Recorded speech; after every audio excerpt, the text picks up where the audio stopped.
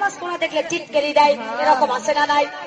কয় তুমি বড় হাজির হয়ে গেছো, কয়েকদিনের মঞ্চে এসে গেছো, মন ঠিক থাকলে কিছুই লাগে না, বলে কি বলে না? জোরে কর। এরা হলো শয়তানের টোকাই, এরা হলো শয়তানদের ক্যাডার ও শয়তানের খালাতো বোন।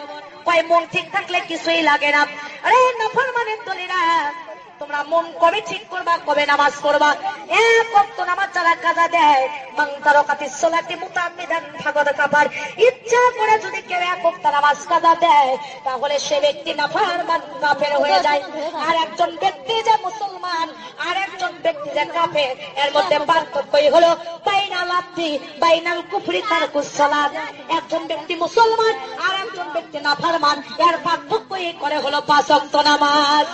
আমার মা বোনেরা, কিন্তু কুরআনুল কারীমে এসেছে ইন্নাস সালাতা তানহা আনিল ফাহশাই ওয়াল মুনকার, নিশ্চয়ই 5 ওয়াক্ত নামাজ সঠিকভাবে তোমরা যদি আদায় করো, তাহলে তোমাদের মন কোন দিকে গেছে, তোমাদের মন কোন দিকে গেছে এটা দেখার বিষয় নাই।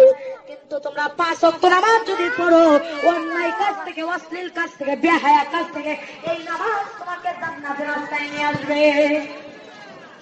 নামাজ নামাজ নামাজ নামাজ পরকালের জন্য নাজাত। আমার মা বোনেরা, এই নামাজ আসসালাতুল মিফতাহুল জান্নাত, নামাজ হবে জান্নাতের চাবি। আসসালাতুল মেহরাজুল মুমিনিন, নামাজ হলো মা বোন আমার মুমিনদের জন্য একটা মিরাজ। এটাই হলো আল্লাহর সাথে দিদার হয়ে যায় নামাজের মধ্যে। জোরে কোন সুবহানাল্লাহ। যারা নামাজ পড়ে তারা মুমিন, নেককার, পরহেজগার। আর যারা পড়ে না তেমন তারা কেমন নিকৃষ্ট। একটি হাদিস আপনাদের সামনে বলবো, শুনতে রাজি আছেন তো? আমার মা বোনেরা, হাদিস শরীফের মধ্যে এসেছে এক সাহাবী আল্লাহ নবীর কাছে এসে বলেছে, ইয়া রাসূলুল্লাহ, ইয়া হাবিবাল্লাহ, আমি গরিব মানুষ, পাতিলে ভাত রান্না করে রেখেছি, যায় দেখি পালিত একটা কুকুর পাতিলের মধ্যে মুখ দিয়েছে। ওগো আল্লাহর নবী, বলেন তো এই পাতিলের ভাত কি আমার জন্য খাওয়া জায়েজ আছে? কারণ মুখ কেবলই দিয়েছে, কিন্তু পুরোটা খাই নাই। আল্লাহর নবী বলছে, যাও তুমি যাই ওই পাতিলের ভাত ওই যেখানে কুকুর মুখ দিয়েছে ফেলে দাও, দিয়ে তুমি পাতিলের যেখানে আছে 7টা ধোয়া দিয়ে তুমি খেয়ে নাও। আল্লাহ নবীর সাহাবী বাড়িতে আছে, আসে দেখি ওই পাতিলের মধ্যে পালিত একটা বিড়াল আমার মুখ দিয়েছে। আবার নবীর কাছে গেছে, একজন পোল্পা বুঝবেন, যা বলছি, ইয়া রাসূলুল্লাহ, পাতিলের মধ্যে যায় দেখি গো আবার একটা পালিত বিড়াল মুখ দিয়েছে, এখন কি খাওয়া যায় যাচ্ছে? বলে, হ্যাঁ, বিড়াল যেখানেও মুখ দিল ফেলে দাও, দিয়ে ভালো খানি তুমি আবার 3টে ধোয়া দিয়ে দাও, নিয়ে তুমি খাইয়া দাও। বাড়িতে সাহাবী এসে দেখে একজন বেনামাজি মহিলা তার পাতিলের মধ্যে হাত দিয়ে ভাত বেড়ে নিয়েছে। কিন্তু আবার নবীর কাছে গেছে, মহিলা জানে না কুকুর মুখ দেছে, বিড়াল মুখ দেছে। যা বলছে, নবী গো, বিরক্ত অনুভব করবেন না, বেয়াদবি মনে করবেন না, আবার আমি এসেছি, আপনি যে কুকুর মুখ দিছিল 7 ধোয়া দিয়ে খায়া জায়েজ করে দিছিলাম, বিড়াল মুখ দিছিল 3 ধোয়া দিয়ে দিছিলেন, কিন্তু একটা বেনামাজি মহিলা আমার পাতিলের মধ্যে হাত দিয়েছে, বাকি অবশিষ্ট ভাতকে আমার জন্য জায়েজ আছে, খাওয়া ক্ষুধাকে নিবারণ করা জায়েজ আছে। আল্লাহর নবী বলতেছে, না না ও সাহাবী, কুকুর খেয়েছিল 7 ধোয়া দিয়ে জায়েজ করে দিছিলাম, বিড়াল মুখ দিয়েছিল 3 ধোয়া দিয়ে জায়েজ করে দিছিলাম, কিন্তু একটা বেনামাজি মহিলা ওই পাতিলের মধ্যে হাত রাখার কারণে 500 ধোয়া দিলেও তোমার জন্য জায়েজ নাই। কারণ একটা কুকুরের চাইতে, বিড়ালের চাইতে বেশি নিকৃষ্ট, বেশি নাপাক জাতি, ঘৃণিত জাতি একটা বেনামাজি মহিলা। নাউজুবিল্লাহ, জোরে কোন। আমার মা বোনেরা, আমার দরদিরা, এই জন্য আপনাদের কাছে বলতে চাই, সোনার চানেরা, বেশিক্ষণ বিরক্ত করবো না। নামাজ যেমন ফরজ, পর্দা করা কি? নামাজ যেমন ফরজ, পর্দা করা। আর এখনকার মা বোনেরা পায়ে দেয় হাই হিল, করে খালি কিলকিল, চোখে লাগায় মাস্কারা, ছেলেদের করে কামসারা, ঠোঁটে লাগায় লটকা ফিস, ছেলেরা দেয় শীষ, আর কপালে দেয় বড় বড় টিপ। ছেলেরা কয় এই মেয়েটাই আমার জন্য ঠিক। জোরে কর নাউজুবিল্লাহ। আমার মা বোনেরা, আমার দরদিরা, ব্লাউজ বানাতে বানাতে পর্দা ফরজ করে দেওয়া হয়েছে। আর আমার মায়ের জাতিরা শহরে থাকেন, মন খারাপ করবেন না। ব্লাউজ বানাতে বানাতে পুরুষের স্যান্ডো গেঞ্জি ফেল করে দিয়েছেন, এত খাটো দেনার ব্লাউজ। শর্ট কামিজ ব্যবহার করেন, বিউটি পার্লারে যায় ভুরু তোলেন, ঠোঁট কালার করেন। মাদান্ডে খোদার কসম করে বলে আপনি দাউস হবেন কিয়ামতের দিন। একটা বেপরদা মহিলা দাউস হয়ে যাবে। এই দাউস আল্লাহর জান্নাতে যাওয়া তো দূরের কথা, জান্নাতের বাসনাও তার নাকে পাবে না। টাকা পয়সা আলা হয়ে তোমার কোনো দাম নাই। আমার মা বোনেরা, পায়জামা গুলো দেখেন, স্কিন পায়জামা পরে যা দেখতে তল্লাবাসের মতো পাদা শিকল লাগে, মাথার চুল কাটে বানরের লেজের মতো করে দেয়। ধরে বলেন ঠিক না ঠিক? বোরকা যে পর্দার জন্য গো, সেই বোরকা গাওয়াত দিয়ে রন্না খান গলায় পেঁচে দেয়, বুকের ওপর দেয় না, মাথায় কাপড় দেয় না। আমি আমার ভাষায় নাম রাখছি, এরা হলো তনসেল বারা মুসলমান। এদের স্থানটা হবে তাসলিমা নাসরিনের সাথে জাহান্নামে।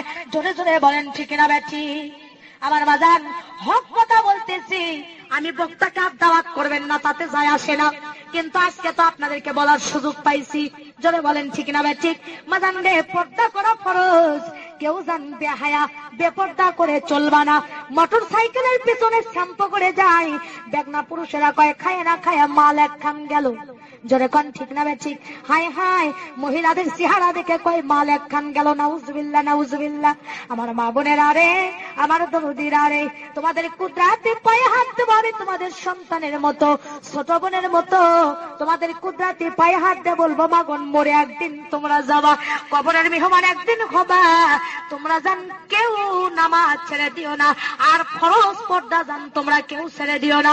মাথার একটা চুল যদি কোনো বেগনা পুরুষ দেখে গো মা, কিয়ামতের দিন 71টা চুলের বেগনা পুরুষকে দেখানোর কারণে একটা চুলের পরিবর্তে 70টি সাপ তোমার মাথায় বেউড়ো করে দেওয়া হবে। মা বোনেরা আমার, খবরদার খবরদার, তোমরা কেউ বেপর্দা করে চলো না।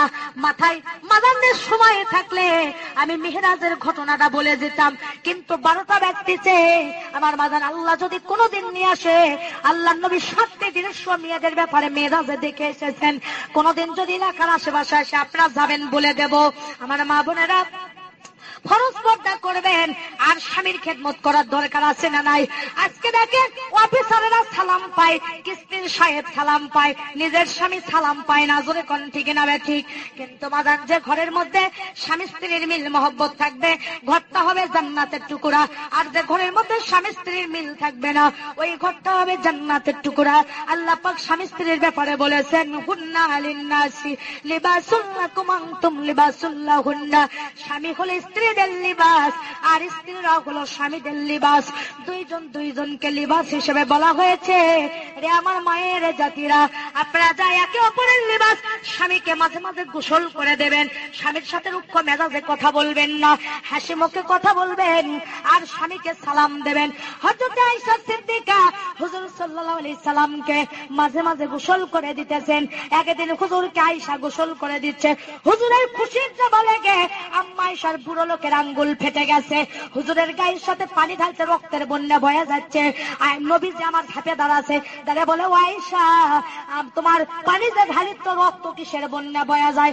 আয়েশা বলছি, ইয়া রাসূলুল্লাহ, আপনার গায়ে যখন পানি ঢালে আপনি যে খুশিতে বসে আছেন, আপনার খেদমত করতে যাইয়া ওই খুশির জাবা লেগে আমার বুড়ো লোকের আঙ্গুল ফেটে গেছে। নবী বলে, আয়েশা, তুমি একবার আহু হু করনি কেন? তোমার কি কষ্ট হয়নি? আয়েশা বলছে, ইয়া রাসূলুল্লাহ, আপনি তো আমার একদিকে স্বামী, একদিকে আল্লাহর নবী, আপনার খেদমত করবে যাইয়া আমার কলিজাও যদি ফেটে যেত, আল্লাহ রাসূলকে খুশির থেকে উঠে দাঁড়ানোর কথা বলতাম না। মা বোনেরা, আল্লাহর নবীর 11 জন স্ত্রী ছিল, এক এক স্ত্রীর এক একটা গুণ।